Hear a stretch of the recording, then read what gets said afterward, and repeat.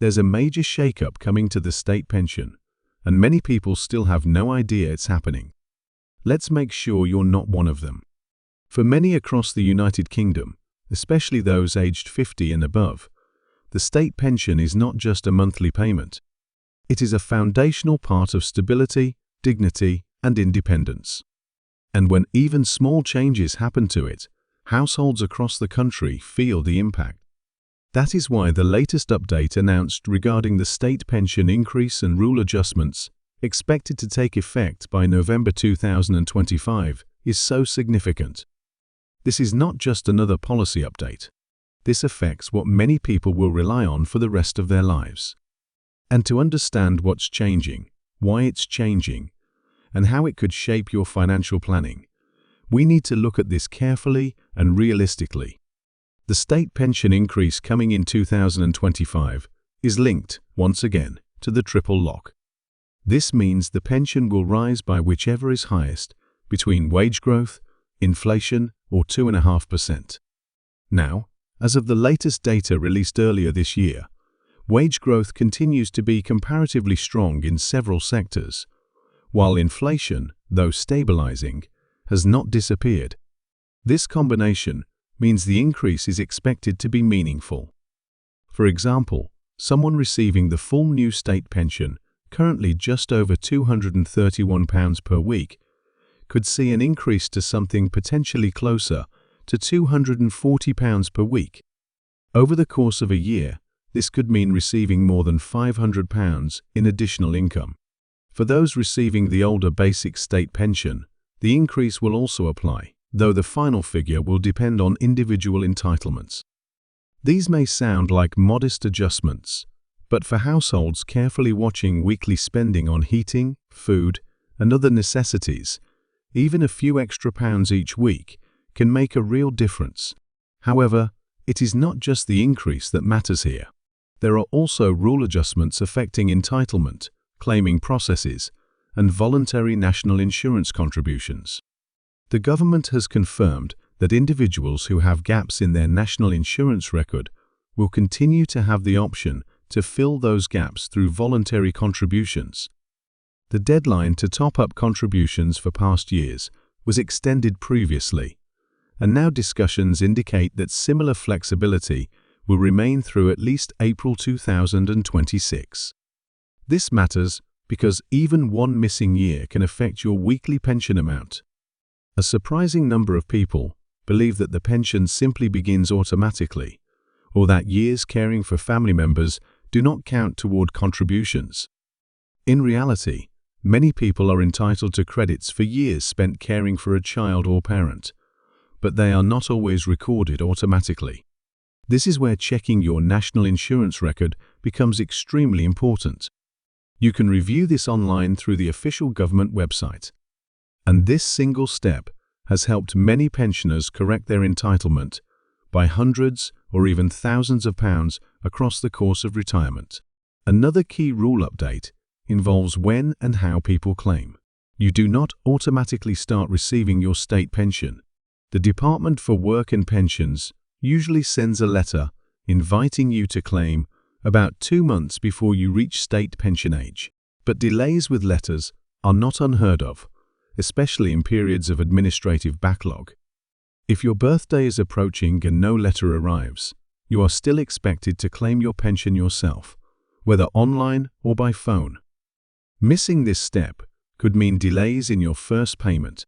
Imagine turning 66, planning for your first pension payment in your budget, and suddenly discovering it might take weeks longer. That has happened to many households, and avoiding it is simply about being proactive. There is also renewed attention on pension credit, especially for those who may not receive the full state pension or who have limited additional income. Pension credit is often misunderstood. It's not just a small top-up. It can significantly improve weekly income and provide stability for households who are finding the rising cost of living difficult to manage. What makes pension credit particularly important is that it unlocks additional support. Qualifying can mean reduced council tax, help with housing costs, free NHS dental treatment, and in many cases, access to the warm home discount for winter energy bills. Yet despite this, many who are eligible do not apply. Some assume that because they own their home, have a small private pension, or a few savings, they won't qualify, but that is not always the case. The key message is to check. It only takes a few minutes to use the online pension credit calculator, and a single call to the pension credit helpline has helped thousands of households receive support they didn't realize existed. Even slightly higher income households may still be eligible, and in some cases, payments can be backdated. If there is even a possibility that you might qualify, it is absolutely worth confirming. Now, the November 2025 timing is important. While state pension increases are typically applied from April each year, the payment schedules for many households mean the real noticeable shift in budgeting and monthly totals may appear clearer by late autumn. By this point, price changes in energy bills, council tax, and food prices will also be clearer for that financial year. Households will be able to see not just what has increased in income, but what has increased in cost. And that is where planning matters. No government update, no matter how positive, can fully erase the rising pressures elderly people face, especially those living alone. But understanding the numbers gives power. It allows you to structure choices with confidence instead of uncertainty. It is also important to acknowledge that not everyone feels the triple lock system is fair or sustainable. Critics argue that the guaranteed rise each year, whichever is highest out of wage growth, inflation, or 2.5% places, a growing financial burden on the government. They say that as the retired population increases, maintaining the triple lock could become harder without raising taxes or reducing spending elsewhere. Supporters, however, point out that without the triple lock, the state pension would have fallen behind living costs long ago, leaving millions of older people at real risk of poverty.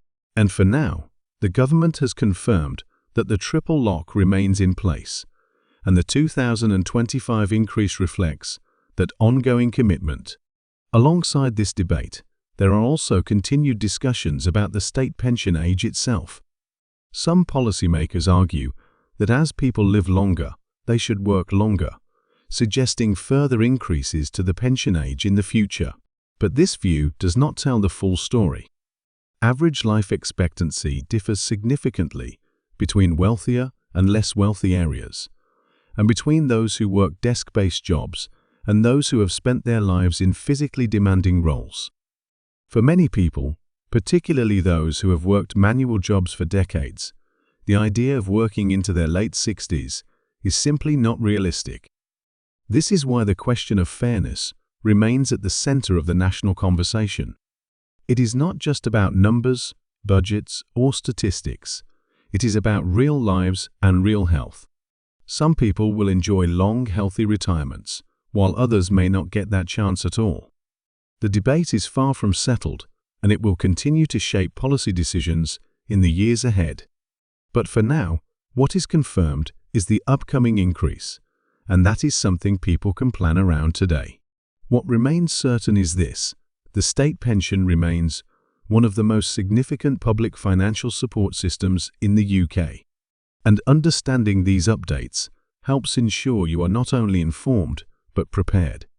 If you have parents, relatives, or neighbors who may not follow these updates closely, sharing reliable information can genuinely change someone's situation.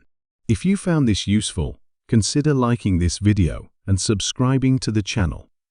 This helps more people across the UK see accurate, clear explanations rather than confusion or rumors. And as always, even with news like this, it is wise to double-check any personal details directly through official government sources, especially when it comes to benefits and entitlements. Thank you for listening, and I hope this helps you move forward with clarity and confidence.